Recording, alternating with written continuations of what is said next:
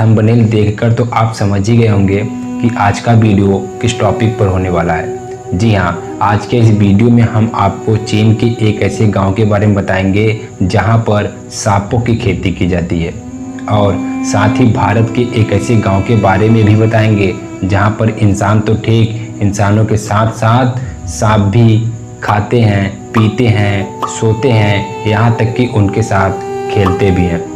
तो बने रहिए वीडियो के अंत तक, और ऐसे ही रहस्य से भरी दुनिया के बारे में जानने के लिए वीडियो को लाइक, चैनल और सब्सक्राइब ज़रूर करें।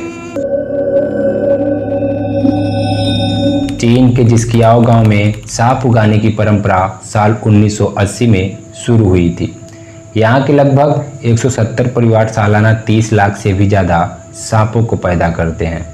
इस गांव के लोग सांप को बिल्कुल उसी तरह पैदा करते हैं जैसे हमारे यहाँ कोई किसान खेतों में फसल उगाता हो। चीन के लोग चमगादड़ खाते हैं, कुत्ता भी खाते हैं। इनके यहाँ 4 पैरों वाले कुर्सी टेबल को छोड़ सब कुछ खाया जाता है। दुनिया में यह देश कोरोना महामारी को लेकर पहले ही बदनाम हो चुका है। यह तो हो गई वो सारी बातें जिनके बारे में सारी दुनिया को पता है, लेकिन क्या आप जानते हैं कि चीन के लोग जहरीले सांपों की भी खेती करते हैं? यह बात सुनकर आपको जरूर झटका लगा होगा। जी हाँ, बिल्कुल सही सुना आपने। चीन का एक ऐसा गांव है जिसका नाम है जिस्कियाओ। इस गांव को सांप पैदा करने के लिए ही जाना जाता है। यहाँ पर किंग कोबरा, वाइपर और रैटल स्नेक जैसे एक से बढ़कर एक जहरीले सांप पैदा किए जाते हैं। चीन के खाने में सांपों की रेसिपी बेशक शामिल है, लेकिन यहाँ यह लोग सांपों को खाने के लिए नहीं बल्कि दवाई बनाने के लिए पैदा करते हैं। आपको जानकर हैरानी होगी कि चीन अपने चिकित्सा पद्धति के परंपरागत तरीकों पर ही यकीन करता है।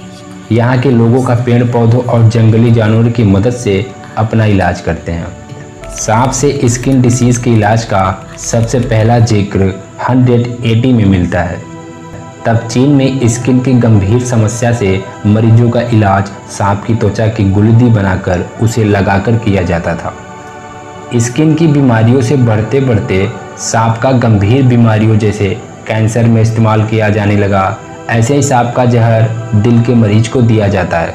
माना जाता है कि सांप से तैयार दवा शराब पीने से पहले ली जाए तो लीवर पर शराब का कोई असर नहीं होता और पीने वाला हरदम स्वस्थ रहता है। सांपों के जहर से औषधि बनाने का एक चीनी किस्सा यह भी है कि यह एक बार साल 1918 में यहाँ स्पेनिश फ्लू फैल गया था। तो इस दौरान इस विपत्ति के इलाज के लिए सांप के तेल से बने दवाई से इलाज का दवा किया गया था। चीन के जिस्कियाओ गांव में सांप उगाने की परंपरा साल 1980 में शुरू हुई थी। यहाँ के लगभग 170 परिवार लगभग सालाना 30 लाख से भी ज़्यादा सांपों को पैदा करते हैं।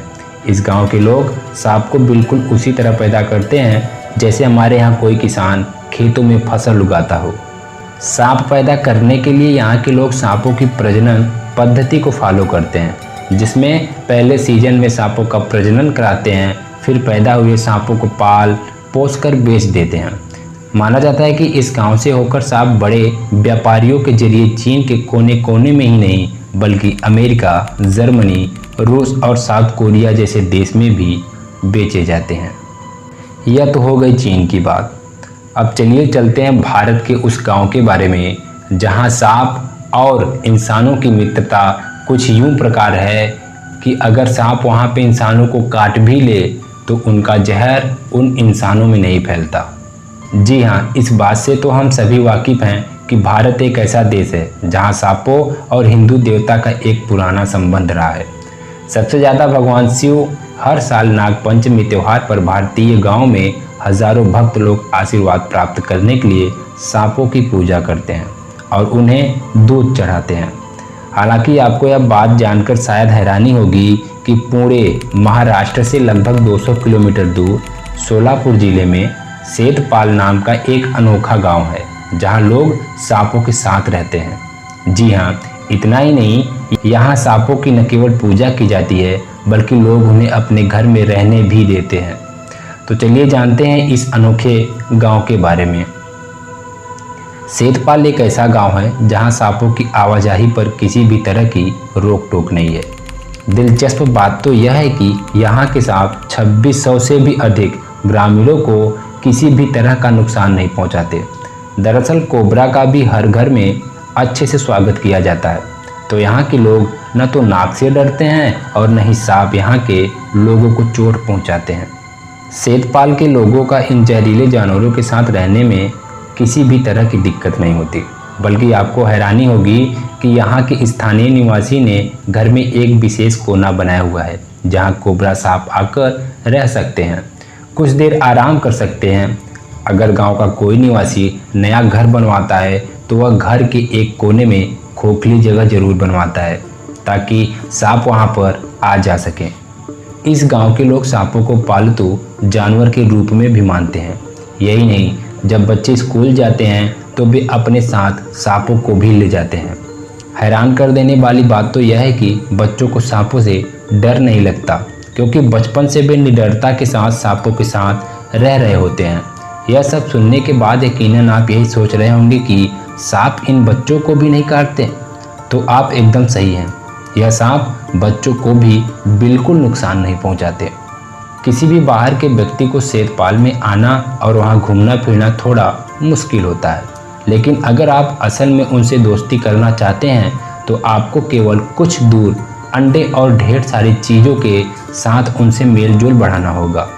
गांव वालों की सांपों के साथ इस कदर दोस्ती कैसे है, इस बारे में अभी तक कोई जानकारी नहीं है। अगर आप इस गांव में जाना चाहते हैं तो आपको पहले मोदनीम रेलवे स्टेशन पर उतरना होगा या पुणे हवाई अड्डे के लिए उड़ान भरकर और फिर वहां से सेतपाल के लिए एक कैब किराए पर लेकर यहाँ जा सकते हैं।